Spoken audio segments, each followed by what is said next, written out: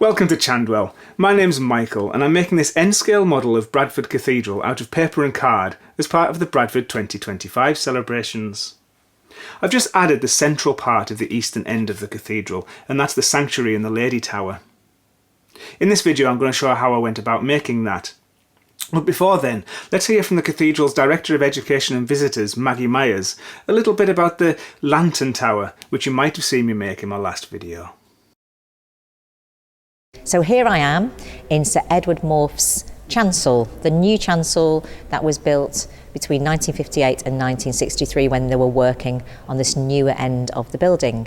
In a large cathedral and in other churches, a lantern tower is usually a tower that sits above that cross shape that make the cruciform shape. In our cathedral, our lantern tower is above the chancel, above where the choir sits. A lantern tower is usually, it's a tower where it lights, there are windows up above and it lights down onto that crossing place. Obviously Morfe, he was building above the choir, so he decided to put a lantern tower in that would illuminate the choir, and there are some windows on three sides. There are some windows, and then obviously we've got the lights coming from the east end, so it is quite a light bit of the building. There are only small windows up there, but it is a light bit of the building. But that is the whole, and it's always been called a lantern tower, and Morfe himself called it a lantern tower. So it's different from what you would find in other cathedrals, but it's our lantern tower, and it's very distinctive, both on the inside and on the outside. As ever, I used the free drawing application Inkscape to plan out the model. The end of the cathedral can be thought of as two separate constructions, with the Sanctus Tower running in between them on the south side. I started by making this western part. It wasn't until I'd finished gluing it together that I realised I'd not done a very good job. This inner part is sticking up on one end. This wall is jutting out from this one. I know it's only a fraction of a millimetre, but that fraction of a millimetre can make a big difference. If I just left it as it was, the roof could have gone on wonky, the whole thing could have gone on at the wrong angle against the rest of the cathedral, or I could have cut it and then everything else would have been out and it would have had a knock-on effect throughout the model. Card's cheap, and if I want this model to last for tens, if not hundreds of years, then my time is cheap as well when you think about it that way. I think throughout my modelling, when I always show this on my channel, if you're dissatisfied, it's so easy just to rip it up and start again. While I get started on redoing it, let's join Maggie for a look at the beautiful interior of the Lantern Tower. When you look at the ceiling, you will find this lovely, highly painted ceiling. It's a real Morfe thing, the lovely, beautiful colours and decorations. And up there, you've got the arms of the City of Bradford, the Diocese of Bradford, as it was when Morfe built this extension, the Diocese of Ripon, because that was the diocese that Bradford used to belong to before it became the Diocese of Bradford, and also you've got the arms of the Archdiocese of York. So you've got these lovely symbols up there of those four different things on the ceiling, and it looks really beautiful. On the outside, obviously it's distinctive because it's a tower anyway, so as you're walking around Bradford, particularly up at Barker End or up the hill, you can see this tower. And on the top of the tower, you'll see some distinctive features. And we'll talk about that in a video where I go outside.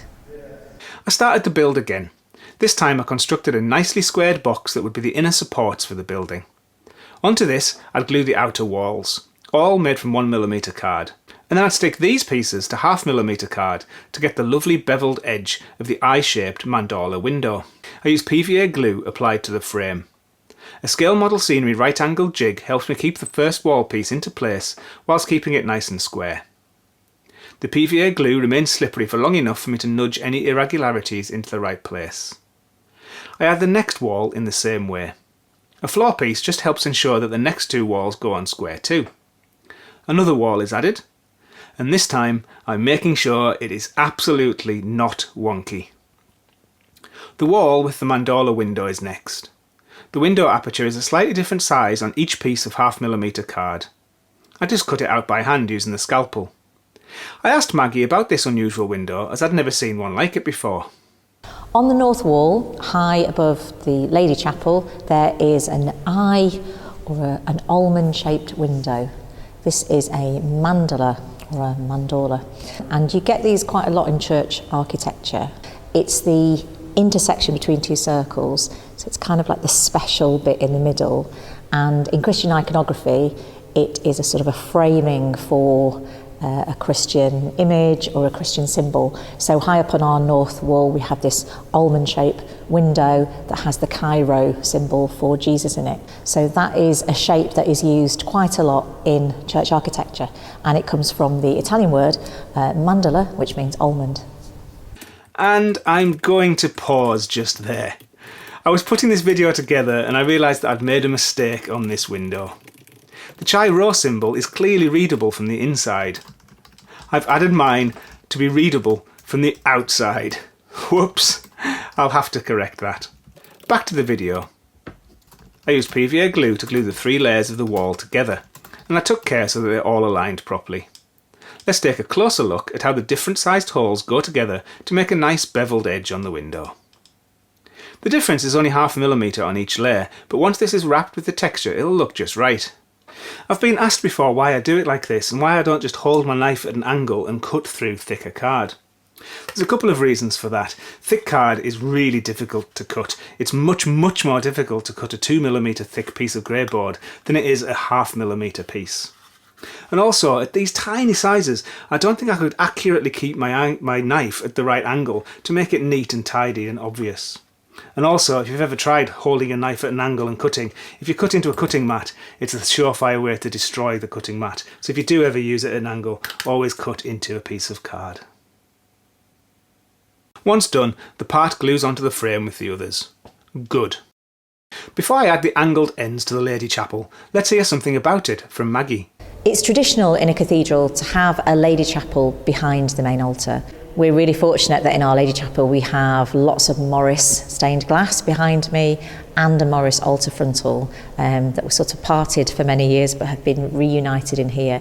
It's a lovely space, it's quite a spacious chapel with a very high ceiling, and it is used for services and for quiet prayer, small services and for quiet prayer, and it's a really lovely space. With the square parts of the chapel in place, I needed to get the 2 angled parts in place. I started by introducing a beveled edge to the part using my knife in the way that I was talking about earlier. I used many light strokes with my scalpel, pointing inwards at an angle. Eventually, the strip comes away. It doesn't have to be neat, so this is okay. I'm left with a lovely beveled edge which allows me to slot the piece in just like this. I didn't have much of a frame in place and the bottom part of the component was bending inwards. I therefore glued a bit of paper on the bottom to hold it in the right place as the glue set. I did the same along the top by using strips of paper to hold the pieces in the right angles. Before we get to adding the texture, let's hear from Maggie again about an interesting feature inside the chapel. There are some quirky things high up that you can see from the Lady Chapel. So if you come into the Lady Chapel and you stand quite far back, you can see high up and on the wall facing you the stone heads of 2 gentlemen. And these were 2 gentlemen that were guides and church wardens here when the extension was being built, and they've obviously also been immortalised in stone, but they're in quite an out-of-the-way place. So sometimes I sort of hear tourists that are walking around give a little gasp, and I know that they've looked up and they've seen the stone heads high up on the wall that they weren't expecting to be there. Before I added the texture to the chapel, I cut and added a piece of card into the top so that I could be sure that none of the walls were bowing inwards. I needed to get in again later to put the windows in, so I didn't glue it into place. I cut a hole in the top to allow me to push and pull the piece into position with my scribe tool.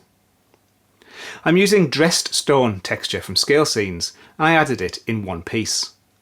I scored the edges of the walls to help keep the edges nice and crisp.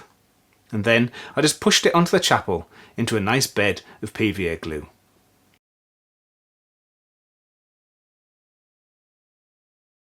Once that was dry, I cut slits for the window openings and I started to tightly fold the texture around the beveled edges of the window apertures. They are lovely, narrow and really tall windows. What's all that about, Maggie? So from where I am sort of just in front of me down to behind me, behind the Lady Chapel, that's the extent of the space, and then there's that very busy road, Stott Hill behind. So in this kind of the challenge of this quite small space, what Morph did was he went sort of narrow and pointed with his arches, so that the arches behind me. He specified that all the windows, and there are quite a number of windows around, but all the windows would be left plain windows and not stained glass. There is stained glass behind me. That was a stained glass that used to be at the end of the original church, the Morris & Co stained glass, and that was always going to go at the end of the extension, so there was nothing that he could do about that muff. But all the other glass, he wanted that to be plain, and the idea was that the light would flood into this part of the building and that there would be this real sense of space, even though actually there wasn't very much space. As for the windows themselves, I made these the same way as I've shown before. Tracery was hand cut from 3 slightly different layers of thin card, and then an image representing the glazing went on behind. I'll varnish this with gloss later to make it look a little bit like glass. When it came to add the Lady Chapel to the rest of the sanctuary, I cut a jig from 1mm card to help me get it aligned properly.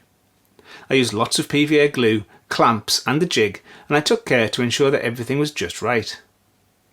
With that all in place, I made the roof, which I showed in last week's video. I tiled it with Scalescene's roof tiles, and then glued it into place with PVA glue. I'm really happy with how the cathedral is coming on. It's going to be made from 23 separate component parts. With the bell tower, nave, lantern tower and sanctuary now in place, the first and most complex 4 are done. I'm starting to wonder though, with this due to be unveiled in September, which is just 6 short months away, am I going to be able to do it? We shall see. It's the Sanctus tower next, it's going to slot in here. My channel members have been following along with the build of the cathedral in my weekly behind the scenes videos. If you're interested in becoming a channel member and supporting the build of the cathedral, then there's links on the silver button at the end of this video. So until then, thank you for watching this video, take care, and I'll see you next time.